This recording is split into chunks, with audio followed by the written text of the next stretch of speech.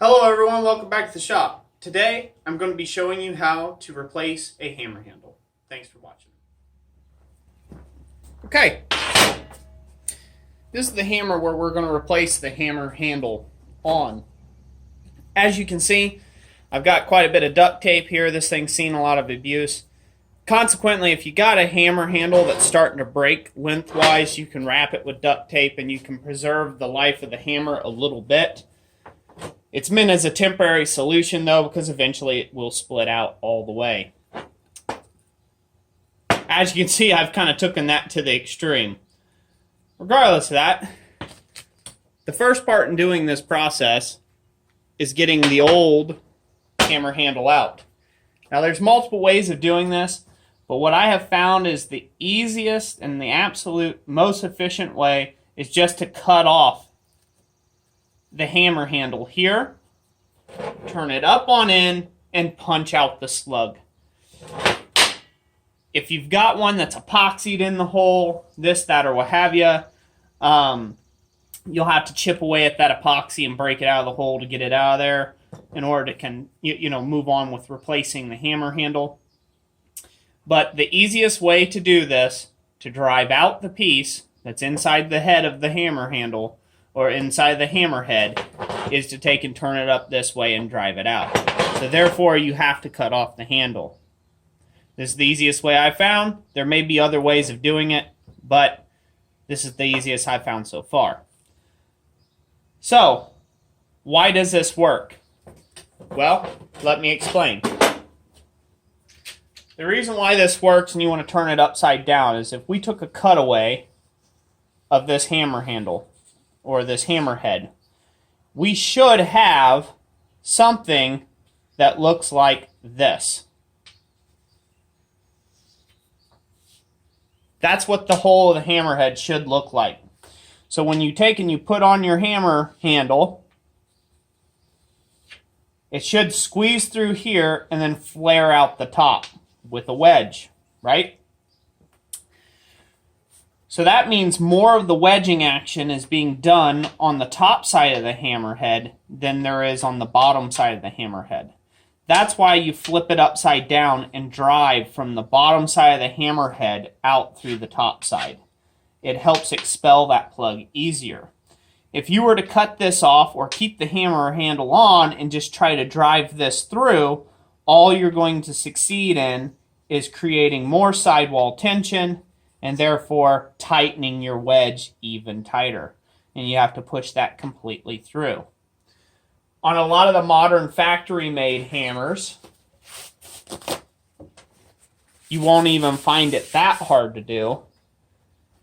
By the way, that was a good quality hammer. On a lot of factory-made hammers that you buy, their holes are pretty much just straight through. They're punched on a press or drop forged, and so they need the tooling to go in and out quickly. And so, driving the slug from one end or the other really doesn't matter. You just cut the hammer handle off and pop it through whatever tickles your fancy there. So that's the first step in this. We'll take and get going on that. The second thing that I'd like to point out when we're doing this is correct handle choosing if you're buying a factory-made hammer handle. I don't know when this one was manufactured. It's a good old hickory handle, but I don't know when it was manufactured. But as you can see, I've got a couple different styles here, and neither one of these will work. This is a 16-inch claw hammer handle, as where this is a 14-inch ball peen machinist handle. Well, what's the difference? Well, a claw hammer is going to have a square or a rectangular end, as where a ball peen hammer is going to have a rounded or an ovular end. If you look at this, this is an ovular end. So that means we need a ball peen hammer handle. And you say, well, Roy, why doesn't this one work for that? Look at the size difference. This handle is for a much smaller hammerhead. Now, I'm not much of a woodworker at all, and so therefore I don't make my own hammer handles. I find it a complete waste of my time. because I always end up going through about 3 handles before I get one that's usable. I know, out of everything else I do, I just suck at woodwork, and I'm not afraid to say it. So, I buy my hammer handles commercially made, and as a side note, when I go and I make a hammer in one of my upcoming videos, I make my drifts to fit factory-made handles. That way, I don't have to waste no time. I can keep a stock or a supply of them on hand, and if I break one, it's a real quick 10-minute job. I've got a new hammer handle in my hammer, and I continue going right back to work. So that's some of the thought processes behind handling a hammer. We're going to go into actually knocking out the slug. I'll show you how that works, do some cutting off and stuff. We'll do that little bit, and then I'll be right back with you when it's time to put the new hammer handle in. Okay, everyone, here we are at the anvil.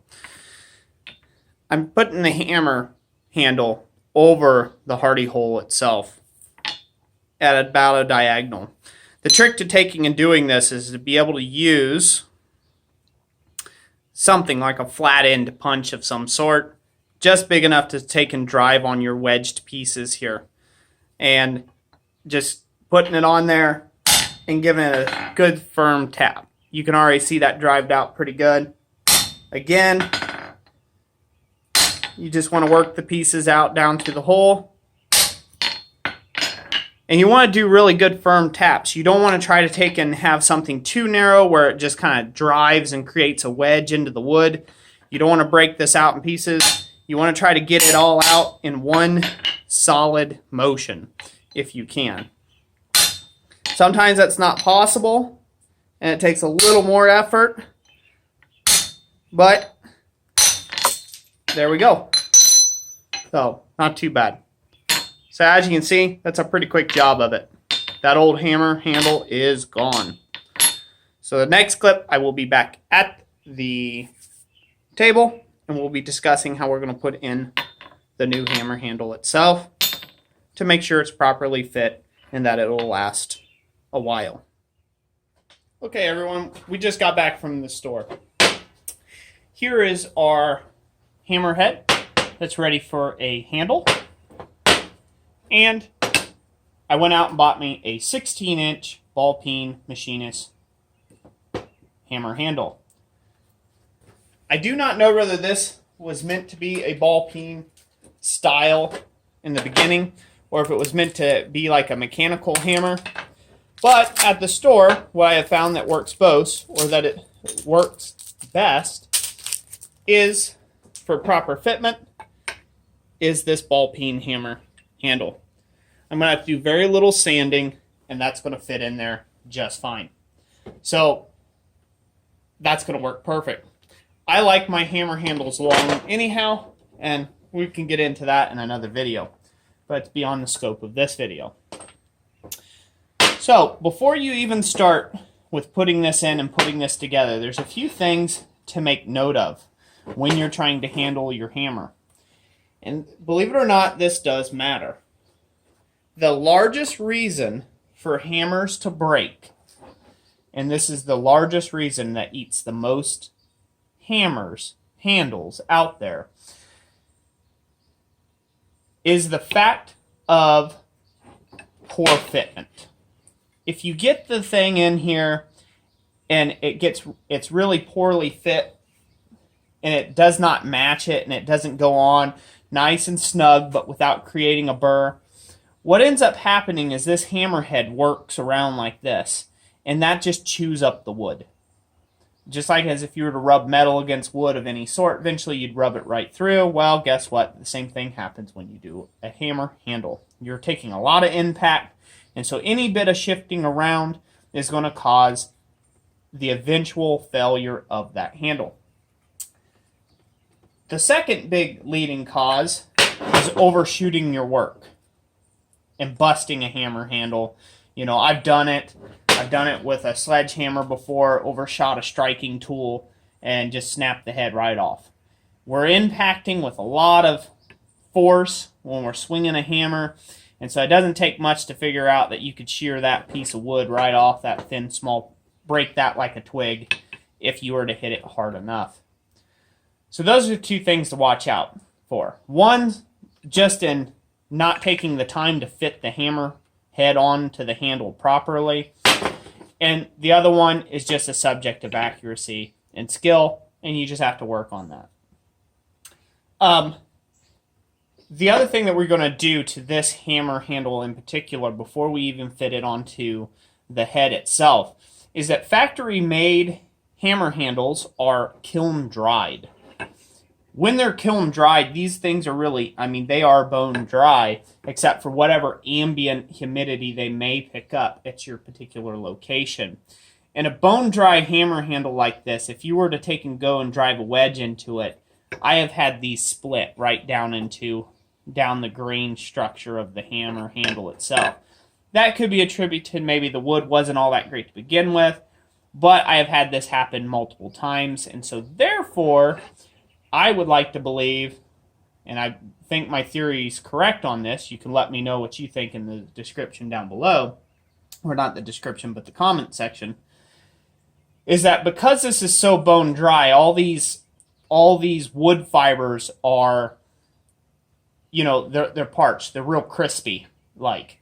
And so as soon as you drive a wedge in it, they want to split instead of bend, if that makes sense to you. And so therefore, the first thing I'm going to do is I'm going to actually soak the end of this thing in oil. And I'm going to let it have a good chance to kind of draw up some oil into the handle itself, kind of suck into them dry wood fibers. And then I'm going to go at actually driving it into the hammerhead itself. So I'll be back with you after I get that done. I find that is to be critically important. So this way the fibers bend when you drive your wedge and they don't break. Once again, it keeps your hammer handles lasting a lot longer. Hammer handles are meant to wear out. They will. You're making a wooden to metal joint. They will eventually wear out. If they don't wear out in the next 50 years, great.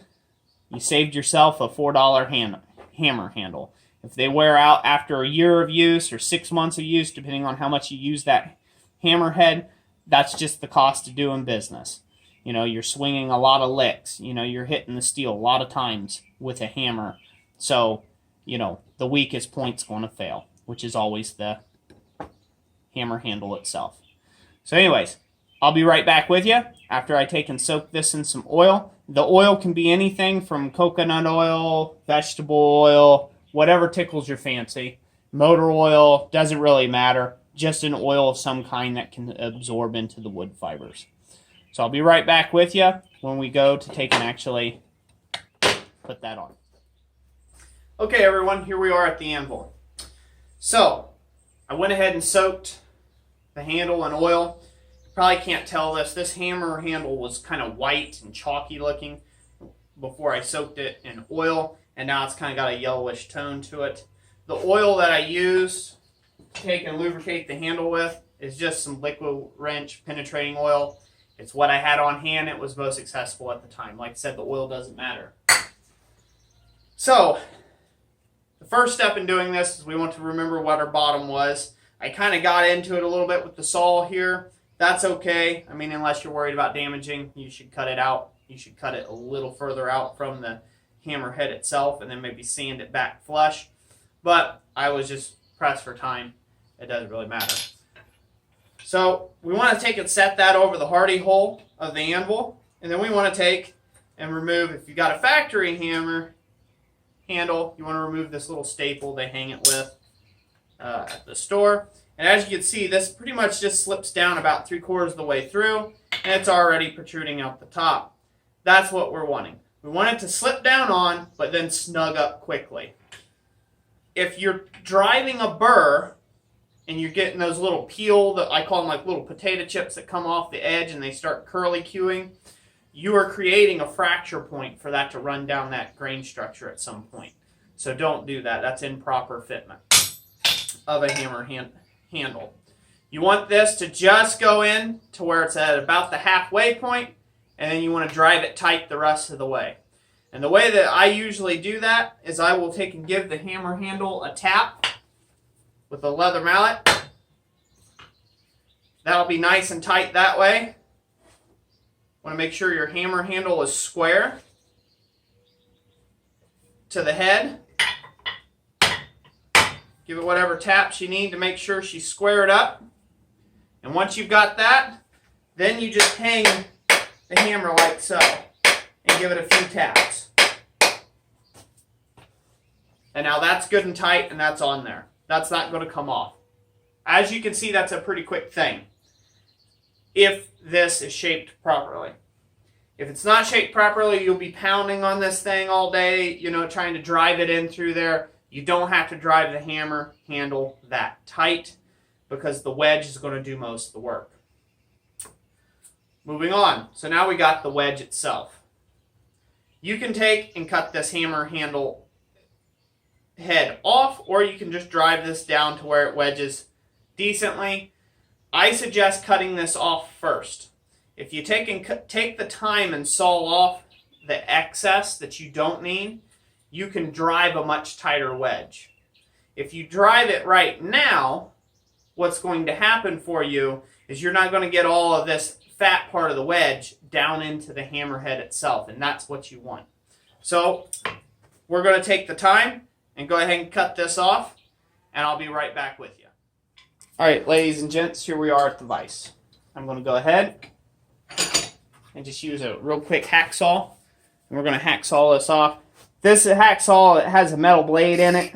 It'd be better if this was a wooden blade saw. It would go a little quicker, but we've got the time, so we'll just use the hacksaw that we got. In fact, this is kind of the main thing I use this old junky hacksaw for so far. I've got a better hacksaw I use for metal. Take it easy at the end of your cut. Just like so. Alright, we'll be back over the anvil and we're going to go ahead and drive that wedge in there. Okay everyone, here we are at the anvil.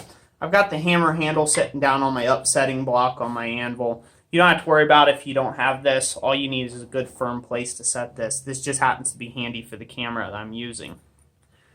As you can see, the wedge, the wooden wedge they give you is a little bit too long for the hole. And you could say, well, how do you fix that? Well, the way I have found it's best to fix it is I'll give it a few little taps and I'll figure out about how long that needs to be. And hopefully you guys can see this just fine. There we go. Then I just take a pair of side cuts, go off about the distance of what that was, and give it a squeeze. And right there, the excess has been trimmed off nice and easy, no big problem whatsoever, like so. Now before we drive this wooden wedge, these wooden wedges, they're all straight grain usually, and they are also made of the same wood, and they're factory dried. So we need to take it out and we need to soak it in some oil first. So to save some time and your attention span, I'll soak the thing right here with some penetrating oil.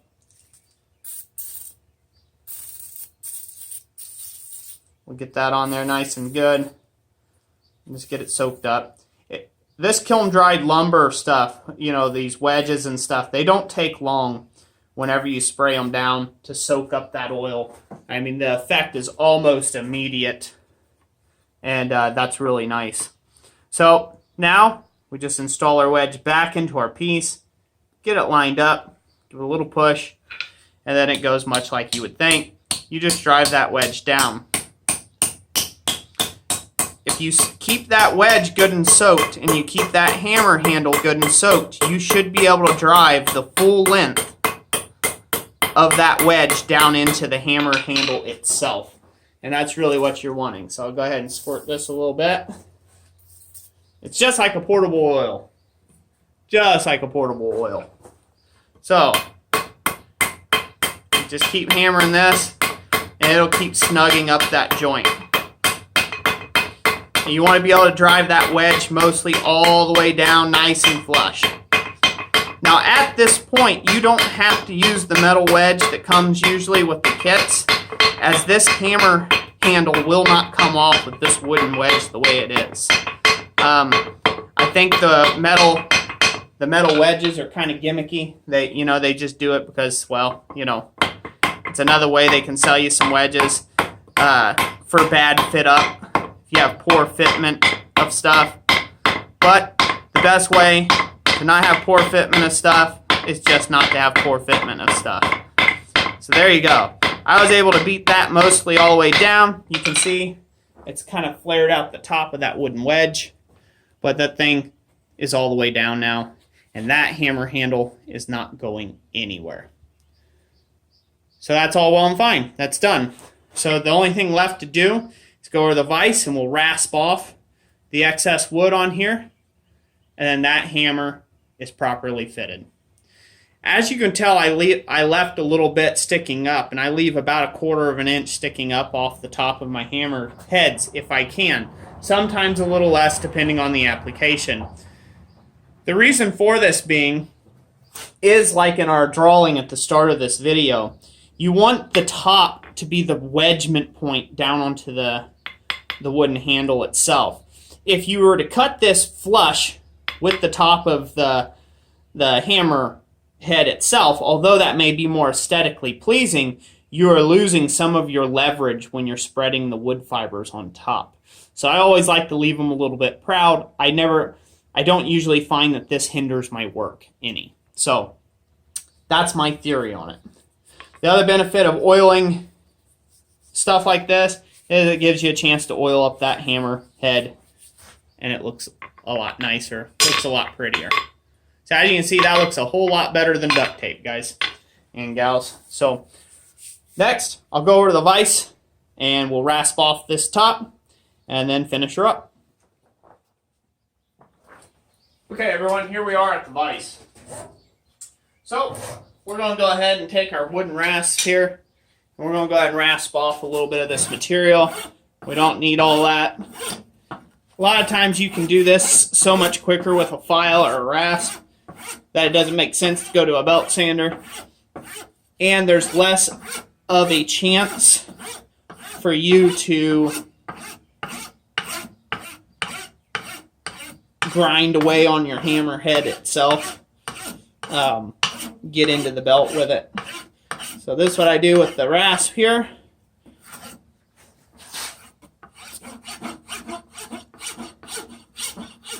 Rasp only cut most files, or guys who have used files know, they only cut one direction. So there's no point in rubbing it like this. That's doing nothing. Cut in the direction that the file is meant to cut, and it's usually on the push stroke. Unless you have it turned around back at you. You just want to cut on the push stroke. So there we go. We got that little bit. I'll turn this file up on edge now, since it's got kind of like a safe edge to it. I'm going to round off that little bit, since it won't mar up the finish. We'll finish her off clean here.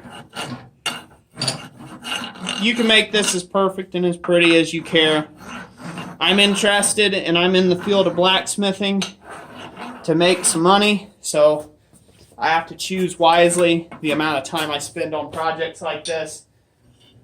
I know that I will probably be using this. I will probably be using and abusing this hammer, and so this won't be the only hammer handle I'll ever put in it. So therefore, I'm not going to focus too much on making it so super pretty that, everybody's amazed at the fitment of this joint. But that's me. Do what you like. So hopefully you guys can see that well. Yeah, there you go. So there's the finish of that. That's all you need.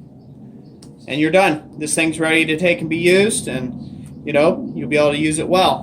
One thing I want to point out, if you look here, there's none of them potato chips. None of them curly cues. If you're getting those, it's a poor fitment, and you need to sand a little more off. Anyways, that's it for today, guys. I hope you enjoyed this video. If you did, give it a big thumbs up. If you didn't, give it a big thumbs down. As usual, I enjoy all of my subscribership and everything and all you guys' comments. or most of your guys' comments anyhow. There's a few of those bad eggs out there, but I don't do this for them. Anyways, I greatly appreciate y'all. Thank you for watching today. Let me know what you think of this video in the comments section below. And yeah, just share your ideals and your thoughts. I greatly appreciate it, and we'll catch you on the next one.